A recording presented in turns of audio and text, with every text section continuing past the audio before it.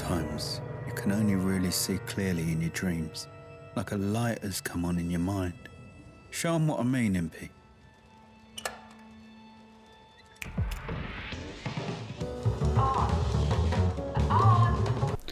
Right, so we've got to the lamp section where the shadow play happens. So what I've done is I've wired it up so that it goes direct to the lamp part, and bypasses the record and the double bass. So we walk through the door. There we go, we go straight to the lamp part. So I'm going to turn my light on. If I grab it, if I let go, it just goes back again. So if I hold it, pull it up, there we go. We get our shadow play. It's over, that collapses, it turns itself off, and then we get to the next segment, which is the suitcase. So now, normally I have been taking these apart and doing them a little bit at a time, showing you it build from scratch. I'm not going to do it this time because it is quite complicated. There's quite a lot of stuff in here, and there's a lot of fiddling about with this lamp, which I don't really want to have to do again because it was a bit of a pain. Okay, so the lamp, first of all, I got this from the Dreamweverse. It's this one here, Necrophagiac's Death Lamp. He made this as one whole sculpt. So I wanted it to be able to move, and I wanted it to be jointed like this. So I copied the lamp a few times and cut it up into its individual pieces, and then put all the pieces together with connectors. Now, unfortunately, although it moves absolutely perfectly in assembly mode, in real life mode, in gaming mode, there is a problem. Trying to get it so that you can grab the head of that and move it means this has to be a movable item. As soon as you make it a movable item, things start falling off, falling to pieces. The thing won't be stable. The joints tend to pop out of their sockets and all sorts of things. Everything that I tried to try and get this thing to be articulated and grabbable and movable did not work. I asked on Twitter, I asked Tap Giles, he had a good go at it, and I don't think anybody successfully managed to make the lamp do what it's supposed to do. So I'm going to just give in and fake it. So the method I've chosen is an animation method, but it works quite well. So there we go. Right, so first of all then, the first microchip to be activated is this one here. And inside here is a grab sensor, and that is linked to this switch. This is a separate sculpt from the lamp. And when you grab it, it's going to send a signal to this counter, which then turns on this keyframe, which moves the switch over there. And that's going to stay on because this counter is always going to be full once you've grabbed it the once. So that's turned that switch on. And then we've got a sound effect of the light switch turning on. And inside this microchip, I've also got my camera, which is this one here, which is looking at the lamp. Right, when this counter is turned on, so when you first grab that switch and turn it on, it's also going to turn on two other things. There's two wires coming out of here. This is the grab lamp microchip, and this one is a microchip on the lamp itself, which just contains a light, like so. So that will turn the light on my lamp. Right, let's have a look in the microchip then. This microchip got a few bits and pieces going on. So we have a grab sensor. This grab sensor this time is connected to the head of our lamp, and we want to be able to move our lamp up and down. So what I'm going to do is I'm going to say, if you've grabbed the lamp and the motion sensor detects movement, so if you're grabbing it and moving your imp, so moving your controller then we're going to power on our timeline. And this timeline contains keyframes from one position to the final position. I don't understand why this keeps doing this. It keeps moving the... every time I do this, it seems to move it again, and I really don't understand what's going on. But there we go. That's the initial first movement. See, look.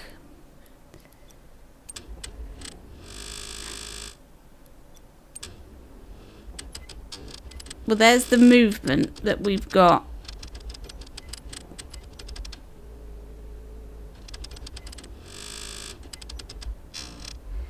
Yeah, we don't want that, do we? I see. Okay. It's because I've moved... keep moving it around. And this is why I didn't want to build it again, because every time I touch this lamp, it fiddles about with my keyframes. Right, so that's... Right, okay. That's the... Okay. This is the final position that I want. There, like that.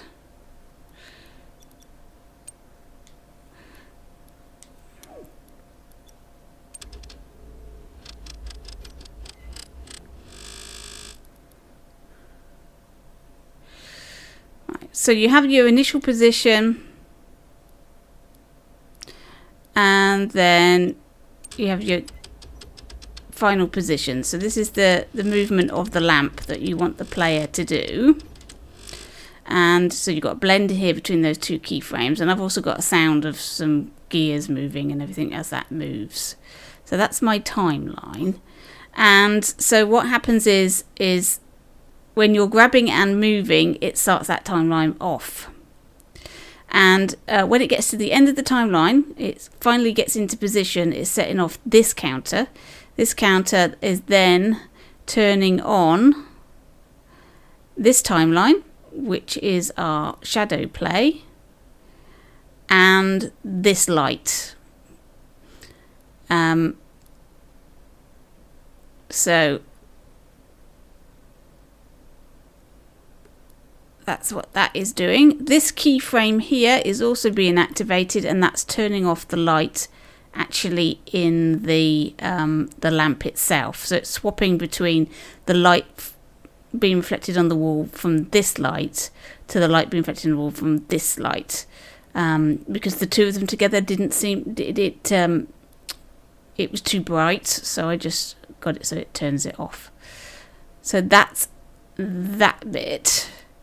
So then we've got this timeline, which has got our puppet show in. Sorry, let's open that up. So this has just got a movement of a puppet hand. You'd have a whole movie in here. And then when it gets to the end, I've got a counter here. That counter is a full counter. It's a 1-1 counter, but it'll only activate once the timeline gets to it. And then this is going to turn on our lamp fall.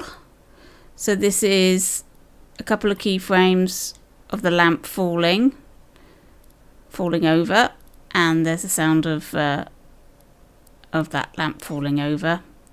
So it's going to set off that. When that is finished, that's going to set off this counter, which is then going to activate the lighting in the room.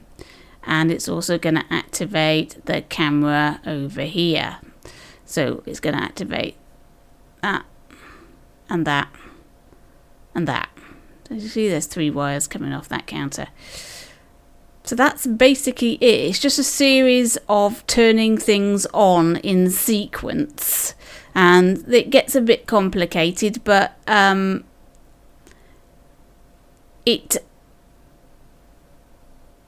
long as you start labelling everything so you know what does what, it's not too bad. Now, looking at this light over here, that's going to shine on the wall over there.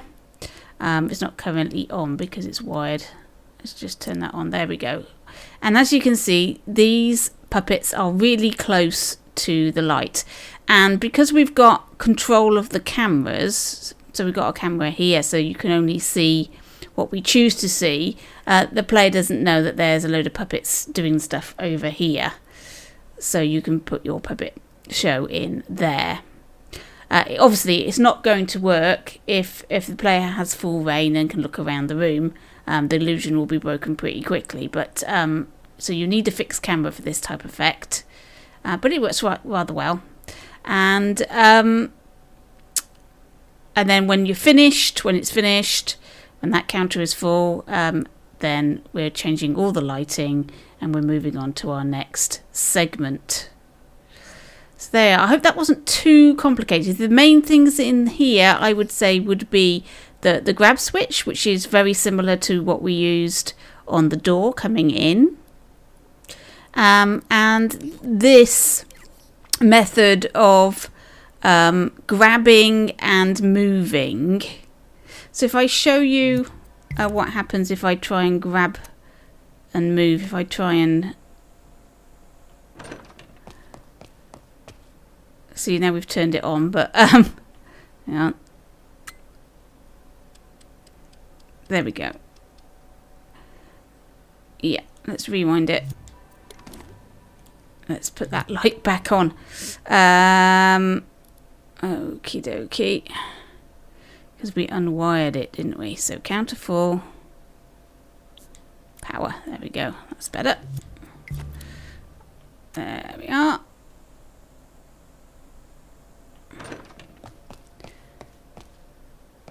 So, we'll switch the light on. So if I grab the light and then let go, it springs back because it goes back to that original frame. So